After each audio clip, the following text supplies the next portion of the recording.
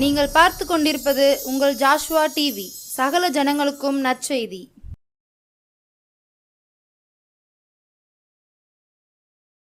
ஆனந்த துதி ஒலி கேட்கும், ஆடல் பாடல் சத்தமும் துணிக்கும். ஆகாய விண்மீனாய் அவர் ஜனம் பெருகும், ஆண்டவர் வாக்கு பலிக்கும். பிரியமான தேவ ஜனமே, மீண்டுமாக உங்களையும் இந்த தொலைக்காட்சியின் வழியாக சந்திப்பதிலே மிகுந்த மகிழ்ச்சி அடைகிறோம். கர்த்தர் தாமே உங்களையும் உங்கள் குடும்பங்களையும் ஆசீர்வதிப்பாராக. இந்த 2026 ஆண்டிலும் ஒரு மாதத்தை நம்முடைய வாழ்க்கையிலும் நல்ல முறையிலும் ஆசீர்வாதமாகவும் தேவனுடைய கிருபையின் நிமித்தமாகவும் பாதுகாப்போடு கடந்து வர கிருபை கொடுத்த தேவாதி தேவனை நாமும் சோஸ்தரிப்பதற்கு ஒருபோதும் தவறாமல் இருக்க வேண்டும்.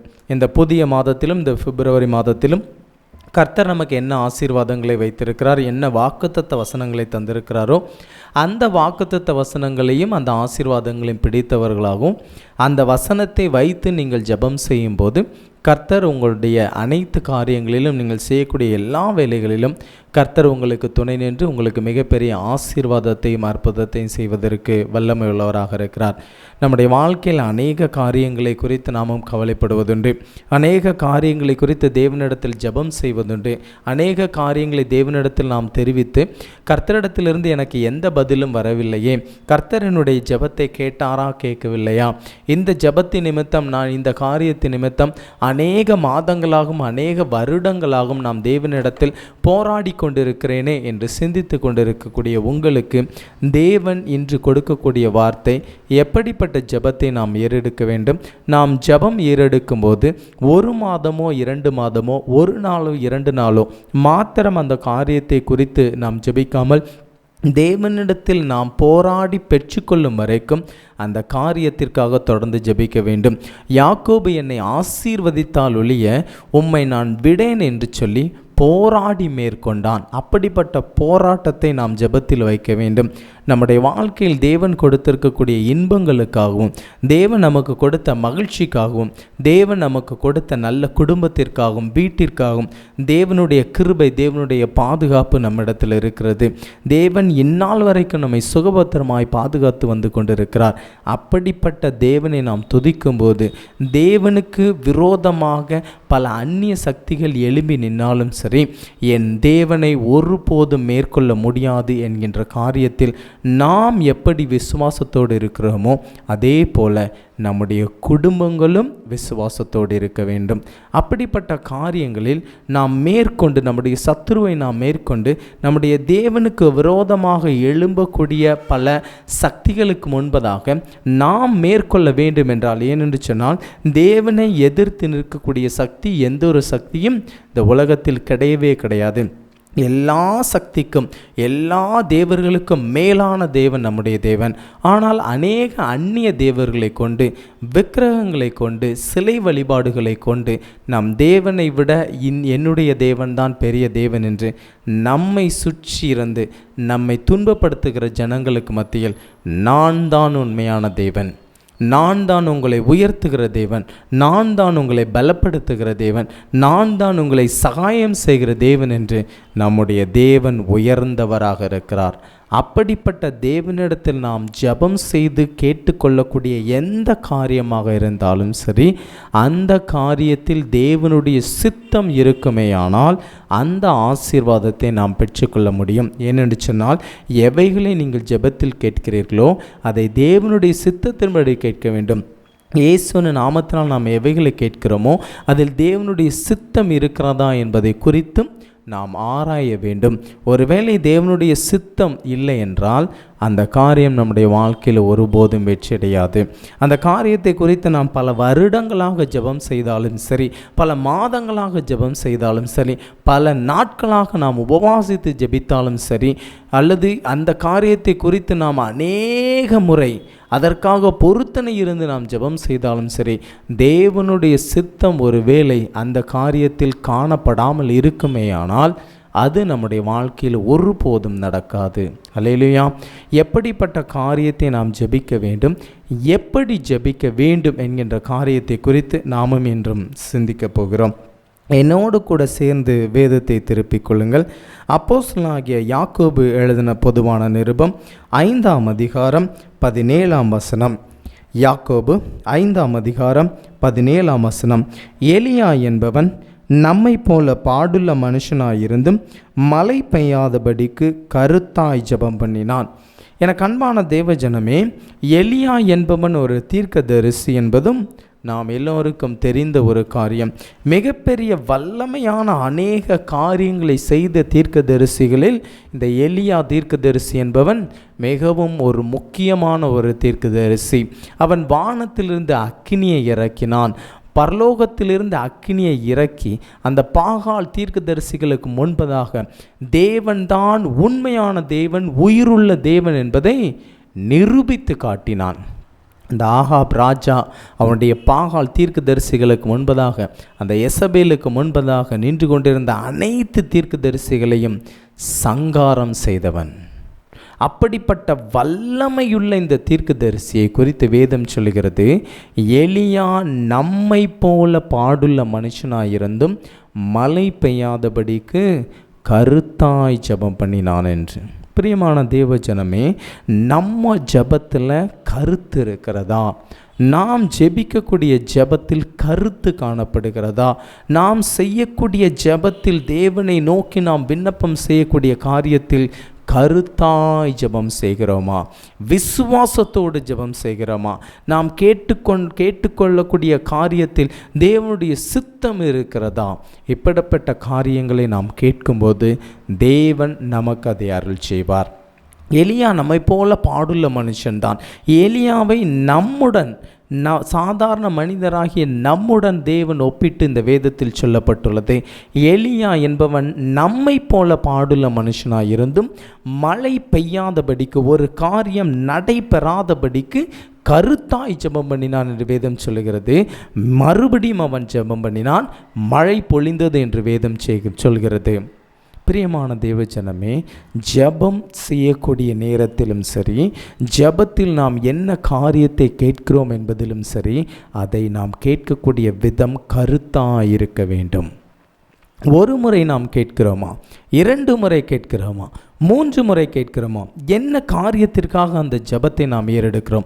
அந்த ஜெபத்தின் மூலம் நமக்கு கிடைக்கக்கூடிய பலன், நாம் கேட்கக்கூடிய காரியமானது நம்முடைய வாழ்க்கையில் கிடைக்குமே ஆனால் அதில் ஆசீர்வாதம் இருக்குமா என்பதை குறித்து நாம் சிந்தித்து பார்க்க வேண்டும். அதற்கு உவமையாக இயேசு கிறிஸ்துவானவர் பூமியில் இருந்தபோது ஒரு காரியத்தை சொல்லுகிறார். லூக்கா எழுதின சுவிசேஷம் 18ஆம் அதிகாரம் 1 முதல் 9 வசனங்களில் இயேசு கிறிஸ்துவானவர் ஒரு உவமையை சொல்லுகிறார். சோர்ந்து போகாமல் எப்பொழுதும் ஜெபம் பண்ண வேண்டும் என்பதை குறித்து அவர்களுக்கு அவர் ஒரு உவமையை சொன்னார். பிரியமானவர்களே, இயேசு கிறிஸ்துவானவர் இந்த பூமியில் இருந்தபோது அநேக காரியங்களை உவமைகள் மூலமாக வெளிப்படுத்தினார். ஜனங்களுக்கு எளிமையாக புரிய வேண்டும் என்பதற்காக பல எடுத்துக்காட்டுகள் மூலமாக இப்படிப்பட்ட சூழ்நிலையில் இருந்த ஜனங்கள், இப்படிப்பட்ட காரியங்களை செய்த ஜனங்கள், இப்படிப்பட்ட சூழ்நிலையில் இருந்து அவர்கள் எப்படிப்பட்ட ஆசீர்வாதங்களை பெற்றுக்கொண்டார்கள், இவர்களில் யார் சிறந்தவன், யார் சரியான வேலையை செய்திருக்கிறான், அவன் எப்படிப்பட்ட காரியங்களை செய்திருக்கிறான் என்பதை குறித்து இயேசு கிறிஸ்துவானவர் தமக்கு முன்பதாக வீற்றிருந்த ஜனங்களில் உவமைகளாகவும் எடுத்துக்காட்டுகளாகவும் பேசினார். அப்படி அவர் சொன்ன ஒரு உவமை, சோர்ந்து போகாமல் எப்பொழுதும் ஜெபம் பண்ண வேண்டும் என்பதை குறித்து அவர்களுக்கு அவர் ஒரு உவமையை சொன்னார். ஒரு காரியத்தில் சோர்ந்து போகிவிடாமல், ஒரு காரியத்தை குறித்து நாம் விண்ணப்பம் செய்யும்போது, ஒரு முறை விண்ணப்பம் செய்து, 2 முறை விண்ணப்பம் செய்து, ஒருவேளை 10 முறை விண்ணப்பம் செய்து, ஒருவேளை வருடத்தின் 365 நாட்களும் விண்ணப்பம் செய்து அதில் நமக்கு எந்த பலனும் கிடைக்கவில்லை என்றால் நாம் சோர்ந்து போய்விடக்கூடாது என்பதை குறித்து இயேசு கிறிஸ்து சொல்லுகிறார். எனக்கு அன்பான தேவஜனமே, உங்களுடைய வாழ்க்கையில் நீங்கள் ஏறெடுக்கக்கூடிய ஜெபமானது சோர்ந்து போகாமல் இருக்கிறதா? நீங்கள் எடுத்துக்கொண்ட காரியத்தில், நீங்கள் செய்யக்கூடிய ஜெபத்தில் சோர்வு இருக்கிறதா? நான் 10 முறை ஜெபம் பண்ணேன், 20 முறை ஜெபம் பண்ணேன், நான் ஜெபம் பண்ணி எனக்கு என்ன கிடைச்சிது? நான் இவ்வளவு நாள் தேவனை தேடினேனே, நான் இவ்வளவு நாள் இயேசு இயேசு இயேசு என்று அவருக்கு பின்னதாக சென்றேனே, எனக்கு என்ன கிடைத்தது என்று நாம் கேட்டால் நாம் சோர்ந்து போய்விட்டோம். நாம் அவிவிசுவாசத்திற்கு உள்ளதாக இழுக்கப்பட்டு விட்டோம். சோர்வு நமக்குள் வரவிடக்கூடாது. சோர்வு ஒருவேளை நமக்குள் வந்துவிட்டால் நம்முடைய ஜெபங்கள் கேட்கப்பட மாட்டாது. சோர்ந்து போகாமல் எப்பொழுதும் ஜெபம் பண்ண வேண்டும். சோர்ந்து போகாமல் எப்பொழுதும் ஜெபம் பண்ண வேண்டும் என்பதை குறித்து இயேசு கிறிஸ்துவானவர் தெளிவாக ஒரு உவமையை சொல்லுகிறார். 2ஆம் வசனம், ஒரு பட்டணத்திலே ஒரு நியாயாதிபதி இருந்தான். அவன் தேவனுக்கு பயப்படாதவனும் மனுஷரை மதியாதவனுமாயிருந்தான். வேதம் அவனுக்கு ஒரு வரையறையை கொடுக்கிறது. அவன் ஒரு நியாயாதிபதி. ஒரு பட்டணத்திலே ஒரு நியாயாதிபதி இருக்கிறான். அவன் தேவனுக்கு பயப்படாதவனும் மனுஷரை மதியாதவனுமாக இருக்கிறான். என அன்பானவர்களே, அவனை குறித்து வேதம் சொல்லக்கூடிய காரியம், ஒரு பட்டணத்தில் இருக்கக்கூடிய நியாயாதிபதி, ஒரு வேலையை செய்யக்கூடிய நியாயாதிபதி. அவனுக்கு தேவ பயமும் இல்லை, மனுஷரை மதிக்கக்கூடிய குணமும் இல்லை. அப்படிப்பட்ட ஒரு கொடூரமான ஒரு நியாயாதிபதி இருக்கிறான். அந்த நியாயாதிபதி என்பவன் தன்னிடத்தில் வரக்கூடியவர்களுக்கு நியாயம் விசாரித்து சரியான காரியங்களில் அவர்களுக்கு விடை கொடுத்து, அவருடைய வாழ்க்கையில் என்ன சூழ்நிலையில் வந்தாலும் சரி, என்ன காரியத்தை அவனிடத்தில் வந்து நியாயம் கேட்கிறார்களோ அந்த நியாயத்தை தெளிவாக சொல்லக்கூடிய இடத்தில் அவன் இருக்கிறான். ஆனால் இவனுக்கு இருக்கக்கூடிய குணாதிசயங்கள் என்ன என்று வேதம் சொல்லுகிறது? அவன் தேவனுக்கு பயப்படாதவன், மனுஷரை மதியாதவன். இவனிடத்தில் 2 குணங்கள் காணப்படுகிறது. ஒன்று, தேவ பயம் அவனிடத்தில் சுத்தமாக கிடையாது. 2வது, மனுஷரை மதிக்கக்கூடிய குணம் அவனிடத்தில் துளியளவும் கிடையாது. அப்படிப்பட்ட நியாயாதிபதியினிடத்தில் ஒரு ஏழை விதவை பெண் போகிறாள். அந்த பட்டணத்திலே ஒரு விதவையும் இருந்தால், அவள் அவனிடத்தில் போய், எனக்கும் என் எதிராளிக்கும் இருக்கிற காரியத்தில் எனக்கு நியாயம் செய்ய வேண்டும் என்று விண்ணப்பம் பண்ணினாள். வெகு நாள் வரைக்கும் அவனுக்கு மனதில்லாதிருந்தது.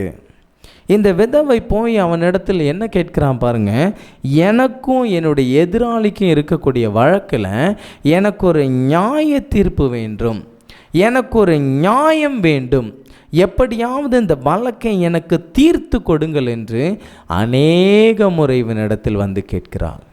ஆனால் இவனுக்கு என்ன இல்லை? மனசு இல்லை. ஏன்னா இவனுடைய குணம் 2 குணம். ஒன்று, தேவனுக்கும் பயப்பட மாட்டான், மனுஷனை மதிக்கவும் மாட்டான். தெய்வ பயம் இல்லை என்றால் அவன் எப்படிப்பட்ட மனிதனாக காணப்பட முடியும்?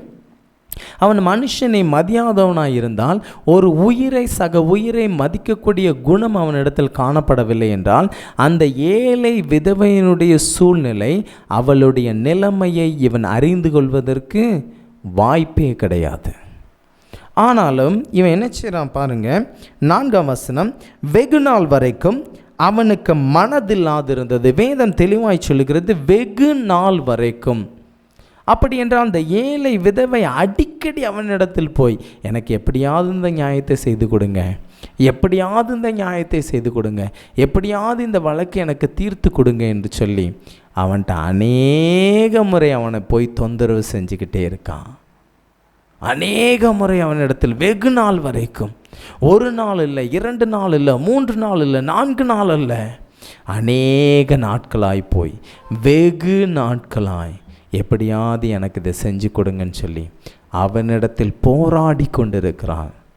அவன் இரக்கமில்லாதவன், அவனிடத்தில் மனதுருக்கம் கிடையாது, அவனிடத்தில் மனுஷனை மதிக்கக்கூடிய குணம் கிடையாது, தெய்வ பயம். தேவன் என்னை பார்த்து கொண்டிருக்கிறார், நான் ஒரு நியாயாதிபதியாக இருக்கிறேன், ஆனால் என்னிடத்தில் வரக்கூடிய ஜனங்களை நான் மதிக்கவில்லை, தேவனை பற்றிய பயம் எனக்கு இல்லை என்கின்ற எண்ணம் அவனுக்கு துளியளவும் கிடையாது.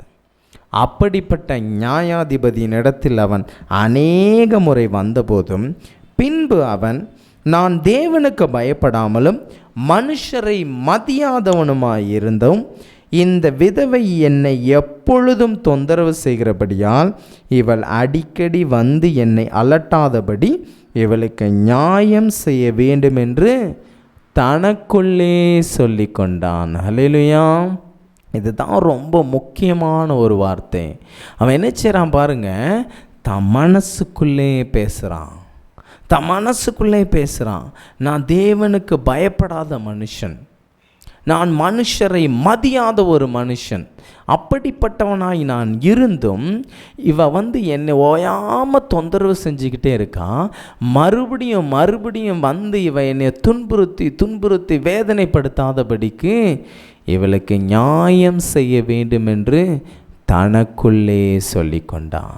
ஏன் அவன் தனக்குள்ளே சொல்லி கொண்டான் என்றால், ஒருவேளை இவன் வாயை திறந்து வெளியில் சொன்னான் அப்படின்னா, இப்பேற்பட்டவராக இருந்தவரை இந்த ஏழை விதவை பெண் இப்படி மாற்றிட்டாங்களேன்னு சொல்லி எல்லாரும் ஒருவேளை அவனை தவறாக நினைக்கக்கூடும்.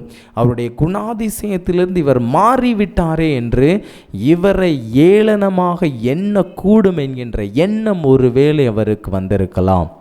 அதனால்தான் அவன் தனக்குள்ளே சொல்லி கொண்டான். வேதம் சொல்லுகிறது, அவனிடத்தில் தேவ பயம் காணப்படவில்லை.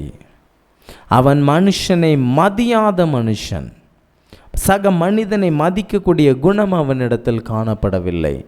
மற்றவரை குறித்த இரக்கம் அவனிடத்தில் காணப்படவில்லை. மற்றவர்களுக்கு தயை பாராட்ட வேண்டும் என்கின்ற எண்ணம் அவனுக்கு காணப்படவில்லை. சக மனிதனுடைய சூழ்நிலையை புரிந்து கொண்டு, அவருடைய நிலைமையை புரிந்து கொண்டு அவர்களுக்கு ஆறுதல் சொல்ல, நியாயம் கொடுக்க அப்படிப்பட்ட உகந்த ஒரு மனிதனாய் அவன் இருக்கவில்லை. அப்படிப்பட்ட மனிதனையே அடிக்கடி போய் பார்த்து வேண்டுதல் செய்து ஒரு நியாயம் கிடைக்கக்கூடிய சூழ்நிலையை உருவாக்கிவிட்டால் இந்த ஏழை விதவை. 6ஆம் வசனம் சொல்லுகிறது, பின்னும் கர்த்தர் அவர்களை நோக்கி, அநீதியுள்ள அந்த நியாயாதிபதி சொன்னதை சிந்தித்து பாருங்கள். அந்தபடியே தேவன் தம்மை நோக்கி இரவும் பகலும் கூப்பிடுகிறவர்களாகிய தம்மால் தெரிந்து கொள்ளப்பட்டவர்களின் விஷயத்தில் நீடிய பொறுமை உள்ளவராயிருந்து அவர்களுக்கு நியாயம் செய்யாமல் இருப்பாரோ? ஹல்லேலூயா. ஆனால் நம்முடைய தேவன் இரக்கமுள்ளவர், மனதுருக்கம் உள்ளவர். நம்முடைய நிலைமை எப்படிப்பட்ட நிலைமை, என்ன சூழ்நிலையில் இவர்கள் இந்த வேண்டுதல்களை செய்கிறார்கள், எல்லாவற்றையும் பார்த்து சிறியவராயிருந்தாலும் சரி, பெரியவராக இருந்தாலும் சரி, அவர்கள் பணக்காரனாக இருந்தாலும் சரி, அவன் ஏழையாக இருந்தாலும் சரி, அவனிடத்தில் பொன் இருந்தாலும் பொருள் இருந்தாலும் வெள்ளி இருந்தாலும் ஒன்றும் இல்லாத தரித்திரனாக இருந்தாலும் சரி, என் தேவனுக்கு எல்லோரும் ஒன்றுதான். என்ன காரியத்தில் என் பிள்ளை வேண்டுதல் செய்து கொண்டிருக்கிறாளோ, என்ன காரியத்தில் என்னை ஓயாமல் தொந்தரவு செய்து கொண்டிருக்கிறாளோ, என்ன ஆசீர்வாதத்திற்காக இவன் என்னை அடிக்கடி வந்து தேடி தேடி தேடி தேடி தேவனிடத்தில் இந்த ஆசீர்வாதத்தை நான் பெற்றுக்கொள்ளாமல் செல்லுவதில்லை என்று என்னுடைய சமூகத்தில் ஜெபத்தின் மூலம் போராடி கொண்டிருக்கிறானோ, அவனுக்கு நான் இரக்கம் செய்யாமல் இருக்க மாட்டேன். மனதுருக்கம் நிறைந்த தேவன். அன்பான தேவ பிள்ளைகளே, கர்த்தர் சொல்லக்கூடிய காரியம், அந்த அநீதியுள்ள நியாயாதிபதியே நியாயம் செய்யும்போது நீதிக்கு அரசராக வீற்றிருக்கக்கூடிய நம் தேவனாகிய கர்த்தர் நமக்கு நியாயம் செய்வதற்கு வல்லமை உள்ளவராக இருக்கிறார்.